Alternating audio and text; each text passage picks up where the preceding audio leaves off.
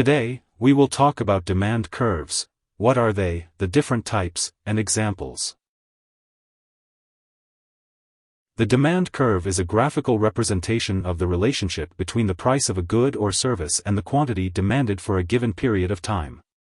In simple terms, it shows how the price of a product affects how much people want to buy. The demand curve tells us how the price of a product influences the quantity that consumers want to buy. It generally moves downward from left to right, following the law of demand, which states that as the price of a product increases, the quantity demanded decreases. The individual demand curve examines the price-quantity relationship for an individual consumer. It shows how much of a product an individual will buy given a particular price. For example, if the price of a slice of pizza decreases, an individual may choose to buy more slices for lunch. The market demand curve is the summation of the individual demand curves in a given market. It shows the quantity of a good demanded by all individuals at varying price points. This curve doesn't outline what consumers want, but rather depicts the goods and services they'll buy if they have the purchasing power to do so. Demand elasticity measures how demand shifts when economic factors change. When demand remains constant regardless of price changes, it is called inelasticity. The degree to which rising price translates into falling demand is called demand elasticity or price elasticity of demand.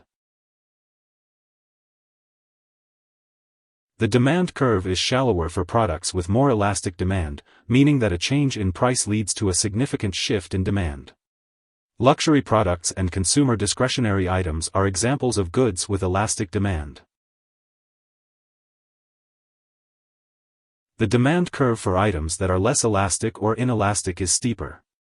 These are generally necessities for which there are few, if any, substitutes. Examples include utilities, prescription drugs, and tobacco products. If a factor besides price or quantity changes, a new demand curve needs to be drawn. For example, an increase in the population of an area can shift the demand curve to the right, leading to an increase in demand for certain products. There are some exceptions to the relationship that exists between prices of goods and demand, including Giffen goods and Veblen goods. For Giffen goods, demand increases when the price increases, and for Veblen goods, demand rises even as the price rises. Both of these scenarios go against the traditional law of demand. A demand curve shows the relationship between the price of a good and the quantity demanded, while a supply curve shows the relationship between the price of a good and the quantity supplied. Both curves are used to understand market behavior and the interaction of supply and demand in setting prices.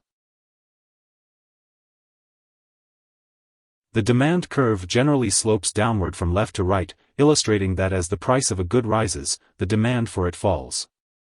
However, there are exceptions to this rule, such as for Giffen goods and Veblen goods.